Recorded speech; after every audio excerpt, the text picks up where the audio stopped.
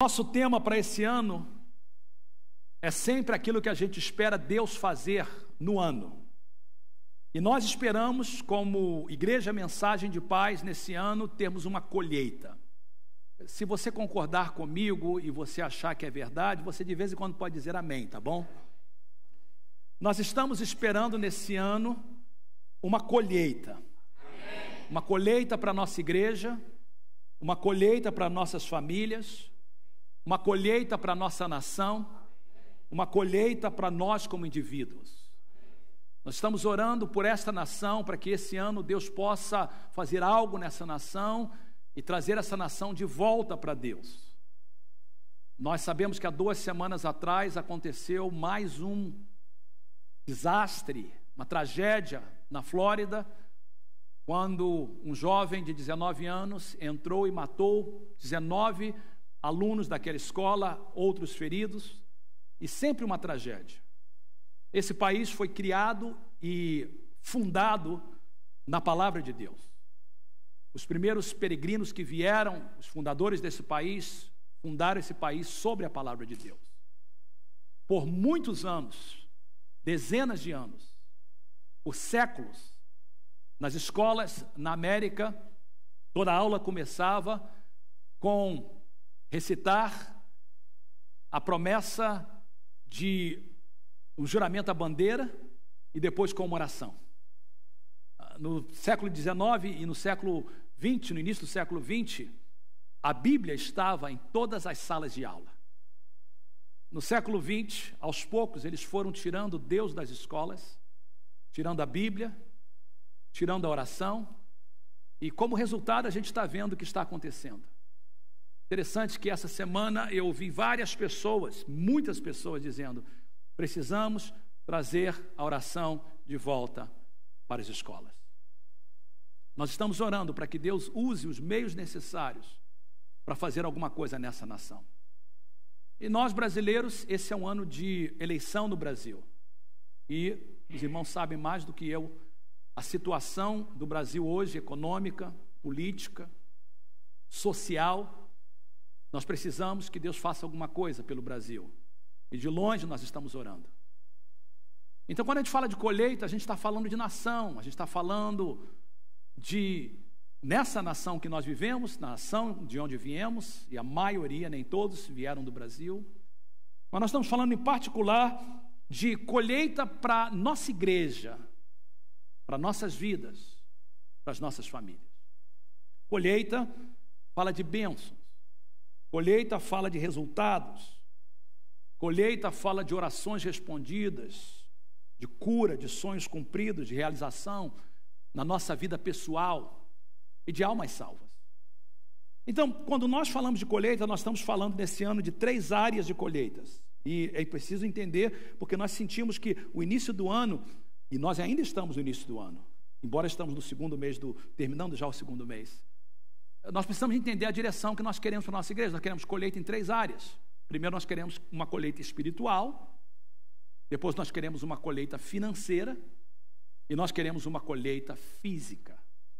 Então, nós vamos falar nesse primeiro trimestre dessas 3 áreas: colheita espiritual, colheita financeira e colheita física.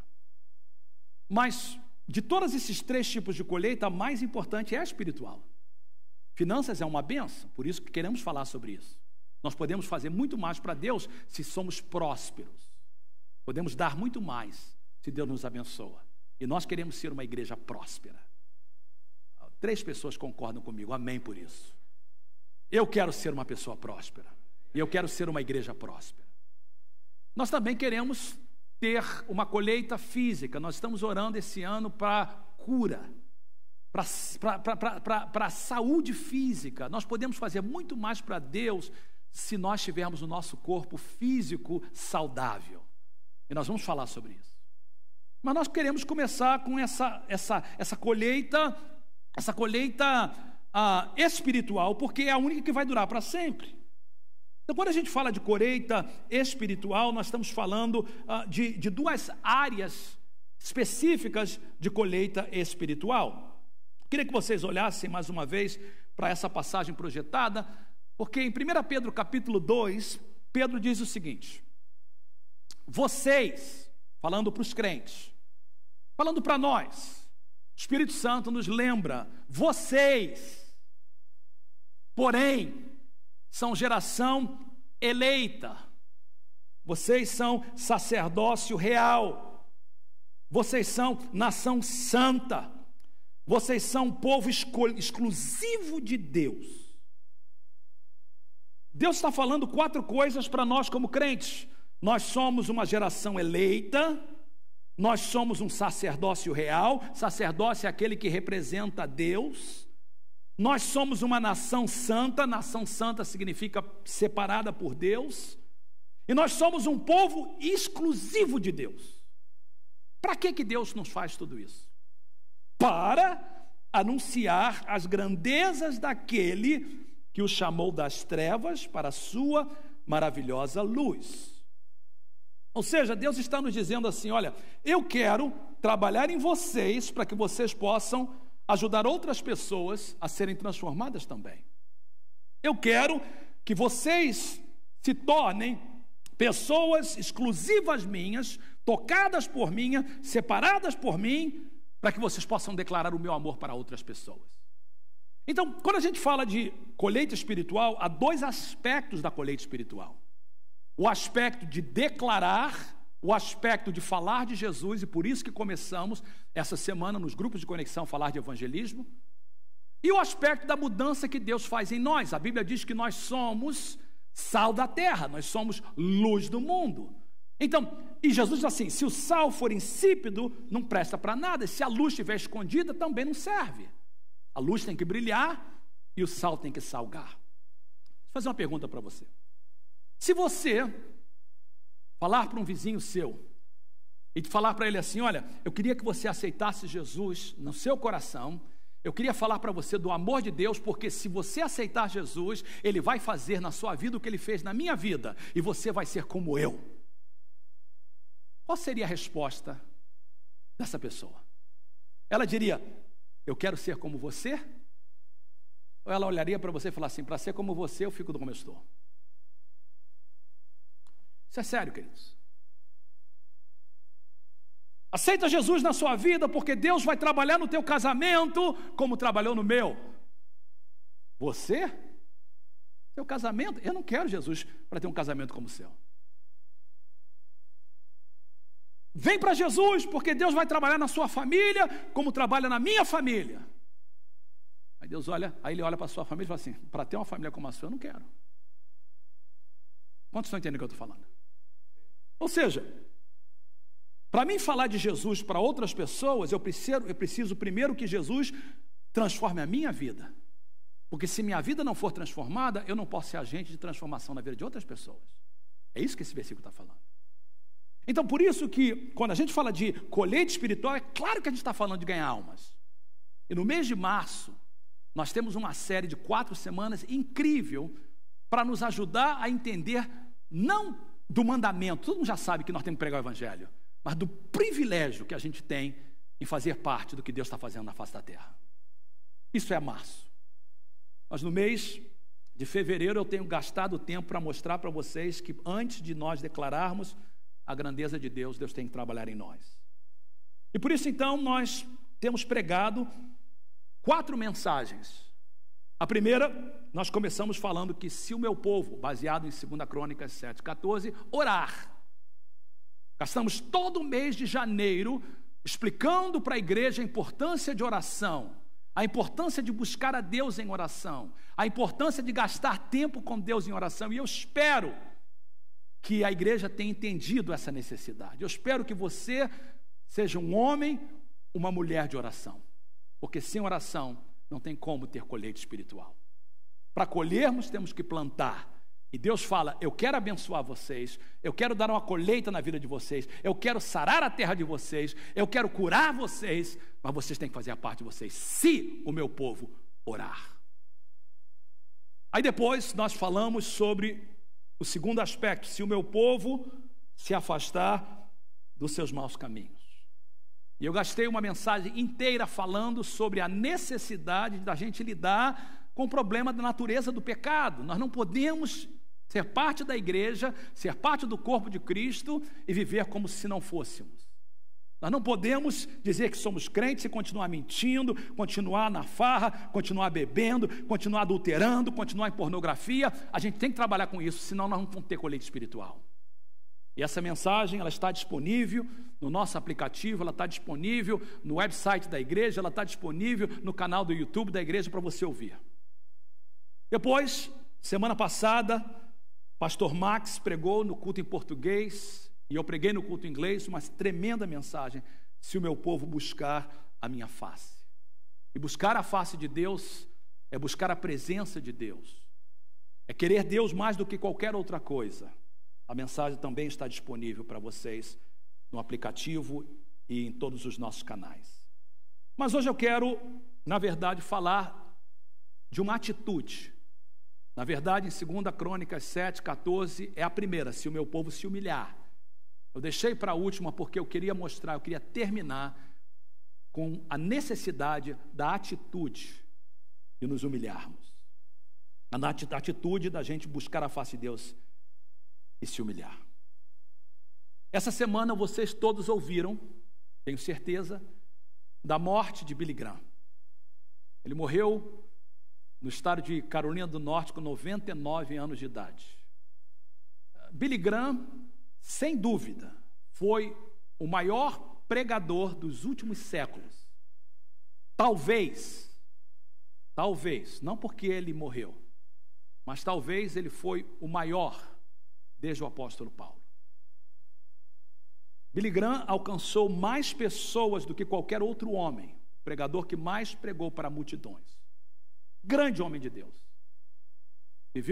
Deixou-nos um legado tremendo. Eu tive 3 oportunidades de participar de eventos com Billy Graham. O primeiro, eu me lembro, 1974. Alguns de vocês nem nascido eram. Eu tinha 13 anos de idade. Sou novo. 13 anos de idade, no Rio de Janeiro, estádio do Maracanã. Billy Graham fez uma cruzada, ele já tinha estado lá em 1962, foi a segunda vez. Na época, o Maracanã cabia 200 mil pessoas. Estádio lotado. E eu, com 13 anos, estava ali junto com os membros da nossa igreja e outras pessoas para participar. Na época, não falava inglês. Ele pregou com tradutor. E eu me lembro olhar para ele e ver a mensagem dele pregada. Me lembro de ver ele fazendo o apelo, centenas de pessoas indo para frente. Fiquei maravilhado. Vim para a América e quando eu tinha mais ou menos, era no finalzinho, eu tinha 20 e poucos anos, quase 30 anos, eu e Tereza fomos convidados com outros pastores para uma conferência em que Billy Graham estava fazendo para pastores. Não eram muitos pastores. Ficamos honrados com aquilo, eram 5 dias, ele pagou por tudo. E a gente esteve ali e durante 5 dias fomos ministrados de manhã, de tarde, de noite. E eu me lembro que no último dia ele veio, abraçou cada um de nós, nos deu um certificado com tanta humildade. E a última oportunidade que eu tive de estar no evento dele foi aqui no Cal Palace. Nossa igreja na época era em São Francisco, o pastor Miguel era o meu pastor assistente na época. E ele nos convidou, todos os pastores da área, para participar, para estar ali, para aconselhar. E quando ele descobriu, ele não, mas a equipe dele descobriu que nós éramos pastores em língua portuguesa e que havíamos muitos brasileiros, ele fez questão de ter uma tradução simultânea, e o pastor Miguel e eu fui uma vez, fomos ali para traduzir a mensagem dele. Grande homem de Deus. Esse homem, ele teve um impacto tremendo na Rainha Elizabeth, na Inglaterra. Ele teve um impacto tremendo em vários presidentes dos Estados Unidos. Ele tinha acesso direto à Casa Branca. Mas era um homem humilde, muito humilde. Ele falava várias vezes: eu preciso de Deus tanto quanto você. E nessa semana, depois da sua morte, eu estava vendo uma entrevista com o seu neto. E aí perguntaram para ele assim: o que mais marcou na vida do seu avô?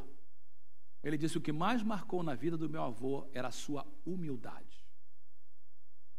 Era um homem que, ele disse, um dia eu estava em casa, na casa dele, quando ele pegou o telefone direto para o presidente dos Estados Unidos, e depois ele saiu e foi nos ajudar na cozinha a servir comida para pessoas que estavam necessitadas.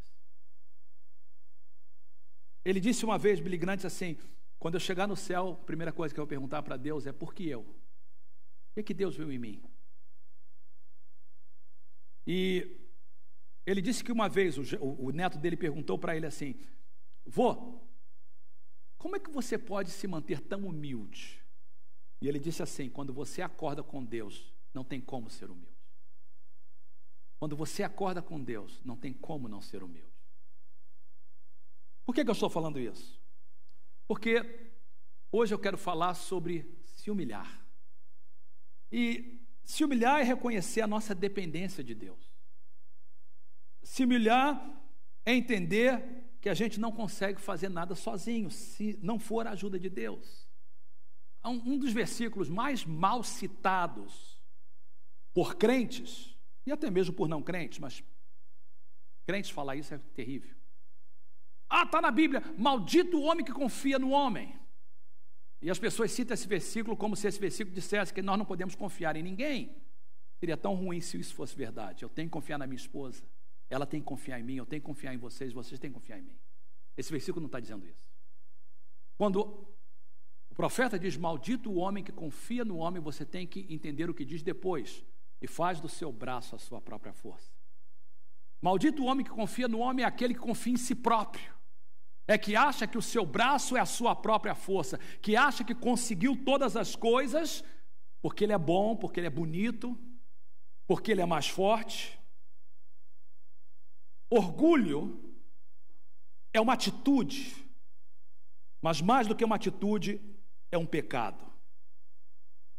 No cristianismo ortodoxo, diz que existem 7 pecados capitais, ou 7 pecados mortais. E o orgulho é o primeiro da lista. De acordo com o cristianismo ortodoxo, na doutrina cristã, esses pecados não só violam a lei de Deus em matéria grave, mas levam à danação da alma. Orgulho, ganância, lascívia, inveja, glutonaria, raiva, indolência ou preguiça. Cada um destes pecados são perigosos, não só por causa da destruição que eles causam, mas também pela habilidade sorrateira que eles têm de enganar. E talvez nenhum deles, de todos esses 7, é mais sorrateiro do que o orgulho. O orgulho é o líder do grupo. Nós poderíamos dizer que ele é o pai orgulhoso da glutonaria, da ganância, da preguiça.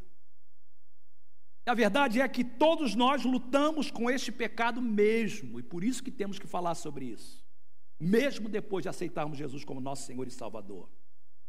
O orgulho continua nos tentando a aceitá-lo como parte da sua família.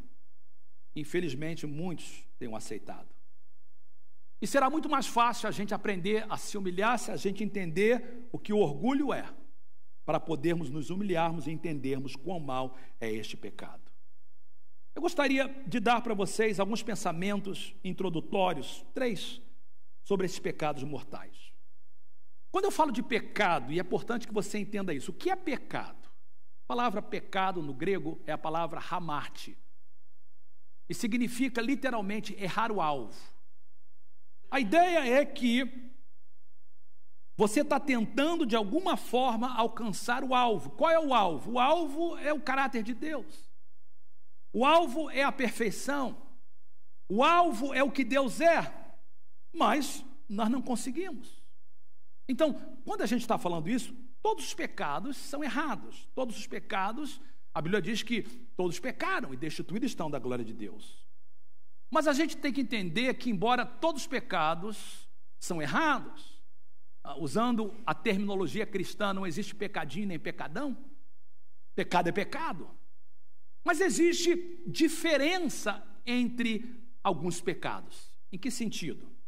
Primeiro, todos os pecados são errados, mas alguns causam mais danos do que os outros. Por exemplo, se alguém liga para minha casa, pastor Fernando está em casa? E se eu falar não estou, é um pecado, é uma mentira.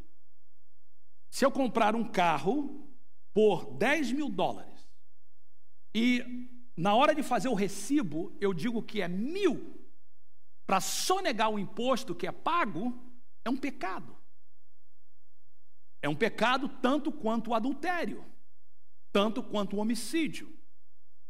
Mas os danos são diferentes, as consequências são diferentes. Segunda coisa, todos os pecados são errados, mas alguns são absolutamente mortais.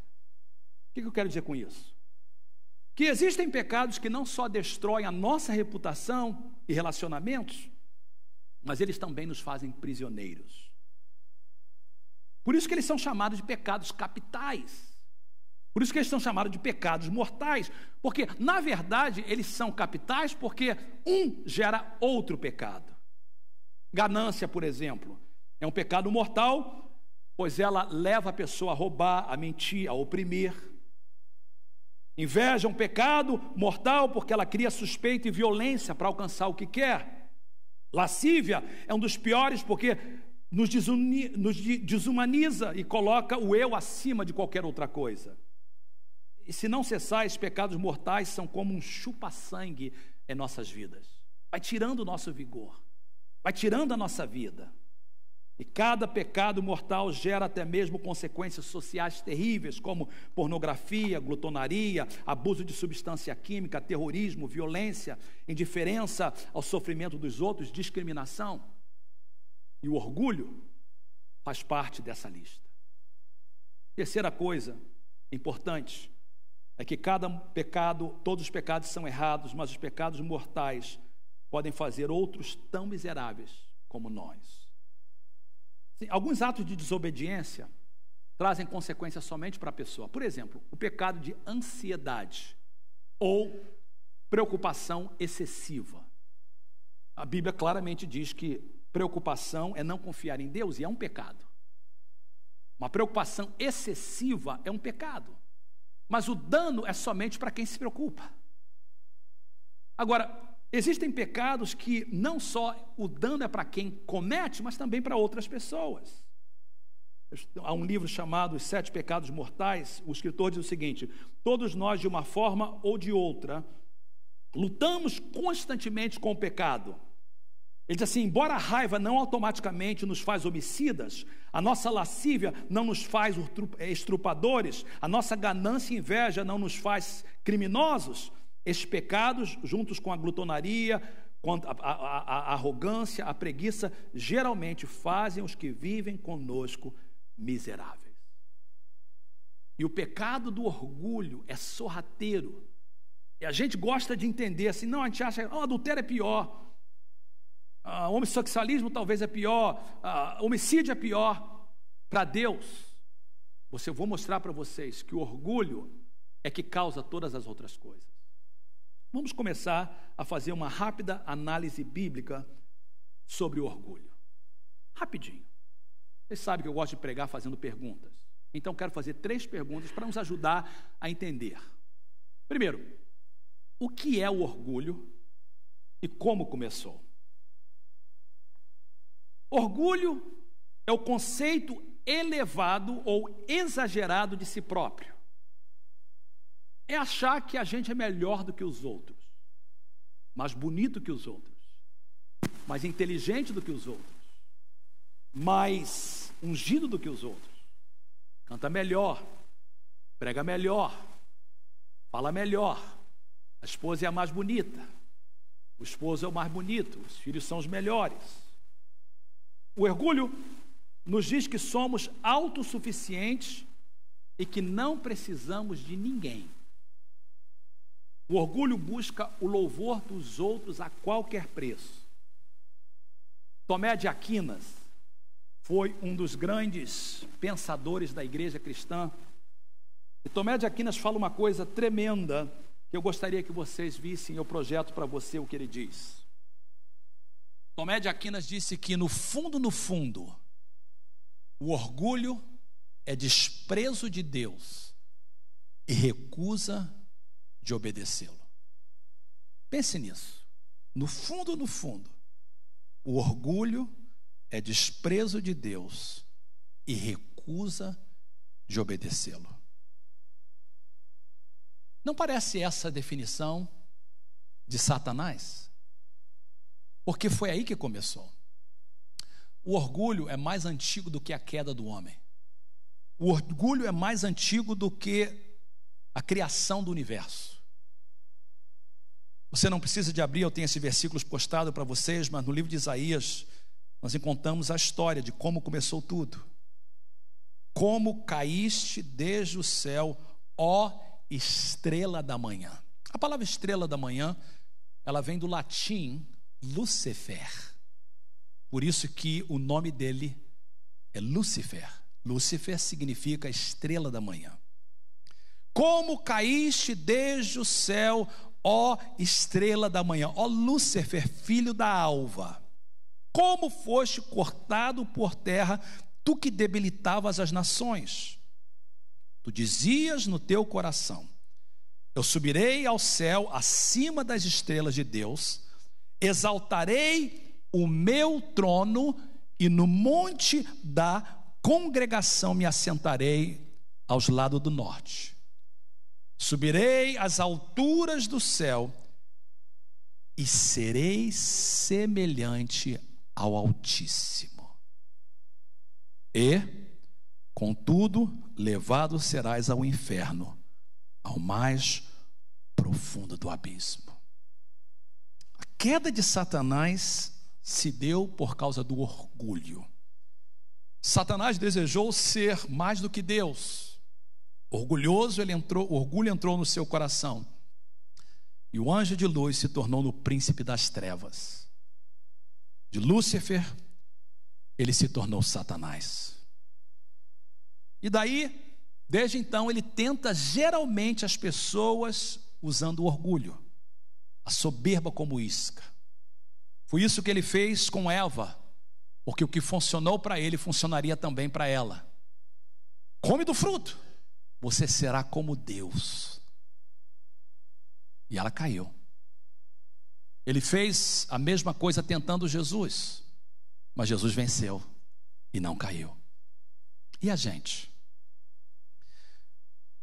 O que Deus pensa sobre orgulho, queridos? Eu queria que vocês vissem essas passagens que eu tenho cuidadosamente preparado para vocês olharem e verem. Provérbios capítulo 6, verso 16 a 19 diz o seguinte: há 6 coisas, olha a intensidade das palavras. Há 6 coisas que o Senhor, o quê? Odeia. E 7 coisas que Ele detesta. É algo que realmente Deus não tem nenhum prazer. E você vê que na lista, a primeira coisa está olhos altivos. Aí depois tem língua mentirosa, mãos que derramam sangue inocente, coração que traça planos perversos, pés que se apressam para fazer o mal, e a testemunha falsa que espalha mentiras, e aquele que provoca discórdia entre irmãos. Na lista das coisas que Deus abomina, na lista das coisas que Deus odeia, a primeira delas está exatamente essa: o orgulho. Provérbios capítulo 8, verso de número 13, diz o seguinte: Deus está dizendo: eu odeio o orgulho e a arrogância. Deus diz: eu odeio o orgulho e a arrogância. Provérbios capítulo 16, verso de número 5, diz a palavra de Deus: o Senhor detesta os orgulhosos de coração, sem dúvida serão punidos. Eu estou assistindo um seriado chamado Escândalo, em inglês, Scandalous, e é sobre o governo do presidente Clinton nos anos 80, e como esse homem, que foi, na verdade, ele fez um bom governo, mas porque ele fez um bom governo e porque ele atingiu tanto poder, ele se orgulhou demais, e mostra tudo que ele fez de errado, e por causa disso ele passou por um impeachment. E você está vendo a vida dele hoje, depois de tanto tempo, e você está vendo que mais cedo ou mais tarde eles serão punidos. Veja os políticos no Brasil, que mesmo no Brasil estão sendo punidos. Por quê, queridos? Porque é uma lei. Mas cedo ou mais tarde serão punidos. A palavra de Deus diz, Provérbios 16, guarda esse versículo, memorize. Toda vez que você achar que você é melhor do que alguém, toda vez que o orgulho vier no seu coração, ouça o que a Bíblia diz: o orgulho vem antes da destruição. Todas as pessoas que caíram, seja presidente ou pastor, seja membro de igreja ou um empresário, caíram por causa desse sentimento, essa atitude de autossuficiência. O orgulho vem antes da destruição, o espírito altivo antes da queda. No Novo Testamento, falando da ira de Deus que viria nesse mundo, diz que, portanto, a ira de Deus é revelada dos céus contra a impiedade e a injustiça de todos os homens que suprem a verdade pela injustiça. E aí começa a falar a lista dos pecados: tornaram-se cheios de toda sorte de injustiça, maldade, ganância, depravação, estão cheios de invejas, homicídios, rivalidade, engano, malícia, são inimigos de Deus e presunçosos.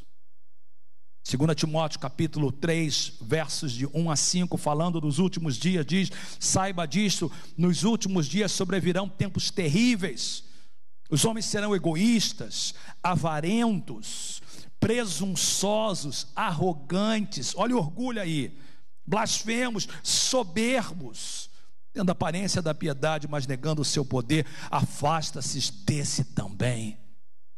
Queridos, o orgulho é tão terrível que ele pega. Por isso que a Bíblia diz para a gente se afastar. Se você anda do lado de uma pessoa orgulhosa, aos poucos você vai querer competir com ela e você fica também. Eu não estou falando de pessoas que podem te ajudar, que podem te inspirar, que podem ajudar você a crescer. Eu estou falando de pessoas que pensam que são quando não são. E por último, olha esse versículo, Tiago capítulo 4, verso de número 6. Deus se opõe aos orgulhosos, mas concede graça aos humildes. Por que Deus faz isso? Porque, como Tomé Aquinas disse, orgulho na verdade é desprezo de Deus e não querer obedecê-lo. Terceira pergunta: como o orgulho se manifesta? O pecado da glutonaria é fácil de detectar. É só olhar e ver que a pessoa está comendo desregradamente. Raiva, ganância, adultério, você pode detectar. Mas o problema do orgulho é que o orgulho, ele mistura no nosso estilo de vida, fazendo-se impossível de detectá-lo. E uma das razões que isso acontece é que muitas pessoas têm exaltado este pecado numa virtude que ele não é. E as formas mais óbvias do orgulho se expressam em ar de superioridade, atitude egoísta, atitude de ganhar a qualquer preço ao ponto de sacrificar relacionamentos no altar do sucesso, busca de louvor a qualquer preço. Entenda, por favor, não há nada errado em a gente postar uma foto e querer que as pessoas curtam. Faz parte. Não há nada errado em a gente querer falar alguma coisa e querer que as pessoas falem alguma coisa.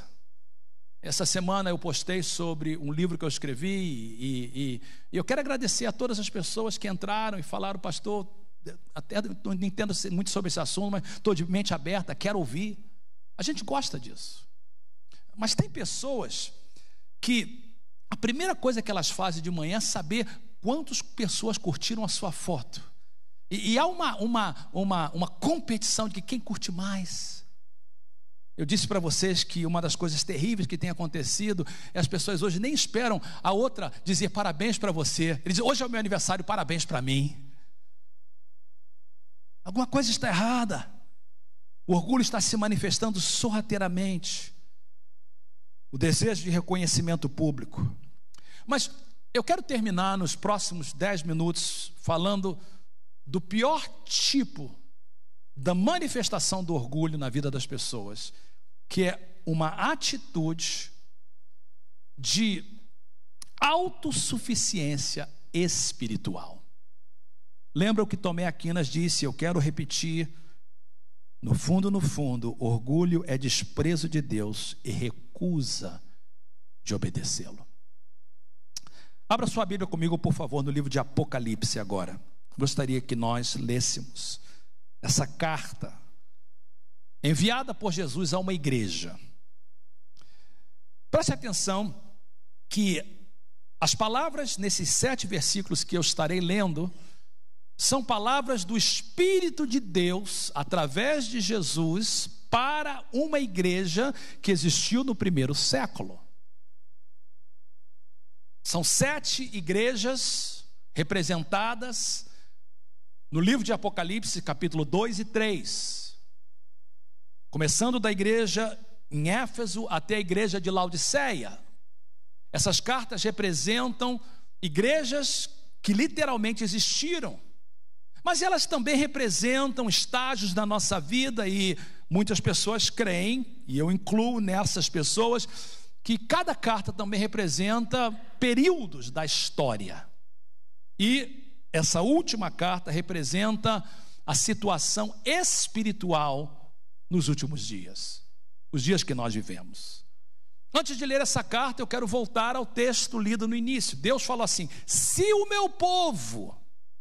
Deus está falando para crentes, Deus está falando para pessoas que conhecem a Ele, assim: se o meu povo orar, buscar a minha face, se afastar dos seus caminhos, mas se o meu povo se humilhar, se o meu povo reconhecer essa dependência que eles têm de mim, e não deixar que o orgulho entre, que não pensem que eles querem ser Deus, que eles são Deus, que eles não precisam de nada, eu vou responder.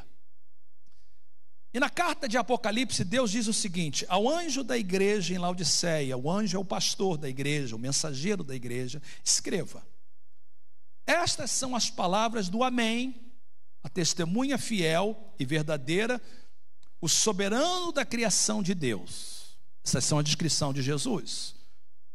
Conheço as suas obras, e eu sei que você não é frio nem quente.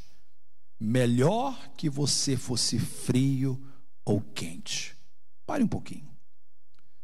Jesus está descrevendo um estágio na vida de uma igreja e o estágio na vida de pessoas.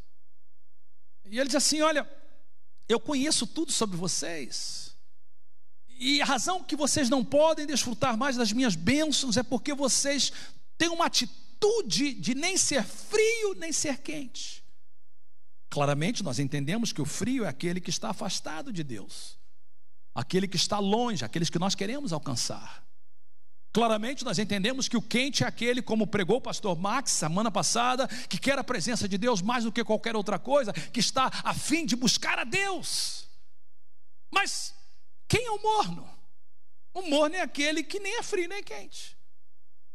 Ele ou ela tem uma atitude de autossuficiência.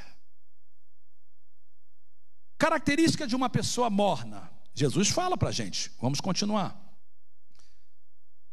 Assim, porque você é morno, não é frio nem quente, eu estou ao ponto de vomitá-lo da minha boca. Palavras muito fortes. Jesus reservou as palavras mais fortes de repreensão a essa igreja por causa dessa atitude. Como é que a gente sabe que eles eram mornos? Porque eles diziam assim: eu estou rico, eu adquiri riquezas, eu não preciso de nada. Possivelmente está falando de riqueza material, mas mais do que isso, riqueza espiritual. Eu não preciso de mais nada, eu já sou crente há muito tempo. Fui batizado com o Espírito Santo em 1950. Recebi o dom de profecia em 1980, fui consagrado diácono em 2000, seja o que for, e acha que porque está muito tempo na igreja não precisa mais de Deus. E queridos, o que Deus está tentando falar conosco é o seguinte: se você não tiver cuidado, Você pode ser crente, você pode amar a Deus, mas aos poucos permitir que o orgulho espiritual tome conta de você, e você começa uma atitude como essa, achando que não precisa de nada, não precisa mais. Pastor fala sobre santidade, já sei. Pastor fala sobre buscar o Senhor, já sei. Pastor fala sobre grupo de conexão, para que tanto falar sobre isso? Eu não preciso, eu já dou meu dízimo, eu já venho na igreja. Pastor fala de buscar a face de Deus, e a pessoa entra por aqui e sai por aqui, e aos poucos vamos permitindo que essa atitude de autossuficiência tome conta de nós. Aí Jesus diz: não reconhece, porém, que é miserável, digno de compaixão, pobre, cego e que está nu? Você pensa que tem quando você não tem. Eu vejo a humildade de Jesus a falar dessa forma, ele assim: dou-lhe este conselho. Note que Jesus aqui, ele está falando simplesmente: olha, eu vou só dar para você um conselho, eu não posso obrigar você, você tem que querer. E o meu conselho é esse: compre de mim ouro refinado no fogo, e você se tornará rico. Compre roupas brancas e vista-se para cobrir a sua vergonhosa nudez, e compre colírio para ungir os seus olhos e poder enxergar.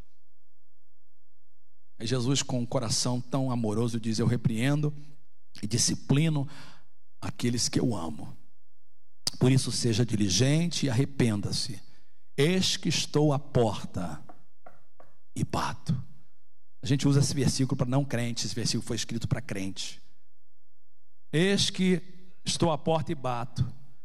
Se alguém ouvir a minha voz e abrir a porta, entrarei e cearei com ele e ele comigo.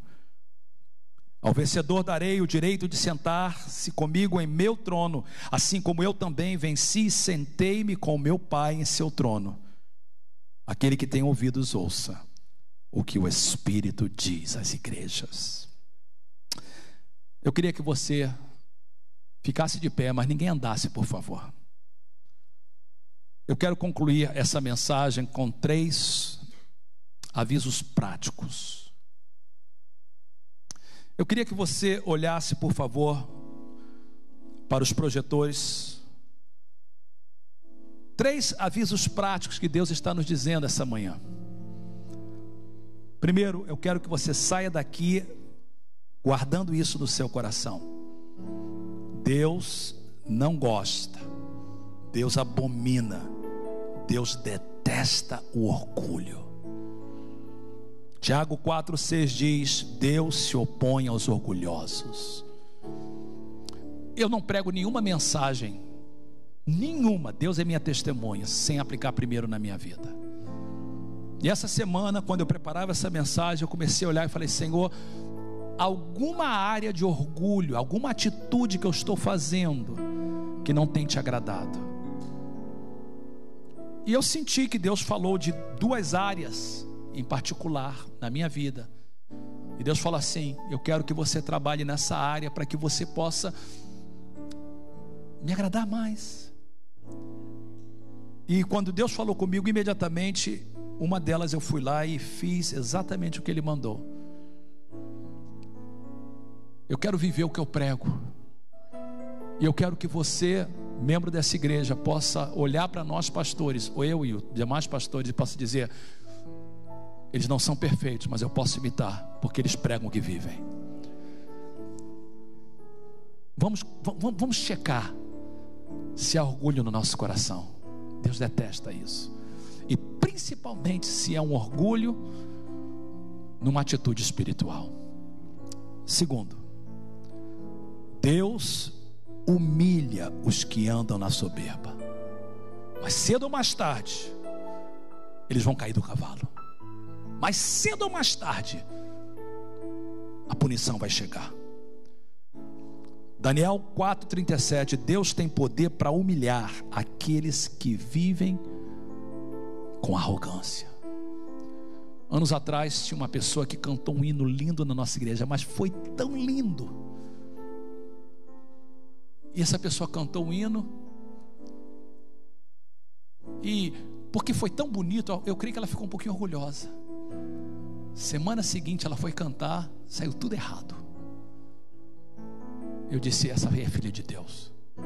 Deus está tentando corrigir. Quando Deus te colocar no seu lugar, entenda que Ele disciplina aquele quem ama. É porque Ele te ama.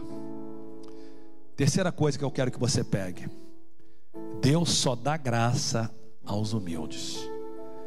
Deus concede graça aos humildes. Feche os seus olhos, curve a sua cabeça, por favor.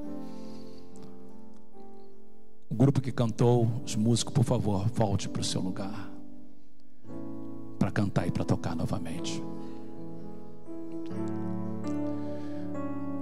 Eu queria que você, de olhos fechados, cabeça baixa, aqui ou onde você está em casa assistindo, ao vivo ou mais tarde, eu queria que você fizesse um autoexame. O orgulho tem sorrateiramente entrado na sua vida. Você tem permitido que Satanás, aos poucos, como chupa-sangue, sanguessuga, comece a tirar a tua vitalidade com uma atitude de orgulho? Faça um exame agora. Segundo, qual é a temperatura da sua vida espiritual? Só você pode responder isso. Líderes do altar, por favor, venha para o altar. Qual é a temperatura da sua vida espiritual? Sério, queridos, pense, de olhos fechados, cabeça baixa. Se Deus tivesse um termômetro espiritual para medir a tua temperatura espiritual, quantos graus de temperatura espiritual você teria hoje? Só você pode responder. Você é frio? Não creio. Porque se você é crente, frio você não é. Então só tem dois grupos aqui nessa noite, nessa manhã: ou você é quente ou você é morno. A não ser que você ainda não seja crente. Mas como a maioria dos presentes são, a sua temperatura ou é de mornidão, ou você está fervendo no espírito. Vocês sabem que Jesus fala do morno. Então nessa manhã vamos nos arrepender. Vamos dizer: Senhor, eu quero comprar de ti ouro fino, roupas claras. Eu quero sair daqui buscando a tua face com uma atitude de humildade perante ti. E dessa forma nós terminamos essa série de atitude espiritual, para que possamos ter uma colheita espiritual. Deixa eu orar por você. Pai, eu oro nessa manhã por todas as pessoas presentes, ou aqueles que estão nos assistindo e a palavra chega na sua casa, no seu carro, aonde quer que elas estejam. Eu oro que o Espírito de Deus possa fazer a obra que eu não posso fazer, a obra de convicção e de transformação. Olha para o nosso coração e vê se há alguma atitude de orgulho, de autossuficiência espiritual, ou nas nossas atitudes diárias. E nós, Senhor, nos humilhamos perante ti e te pedimos que tu possas aparecer e a gente possa diminuir. Em nome de Jesus.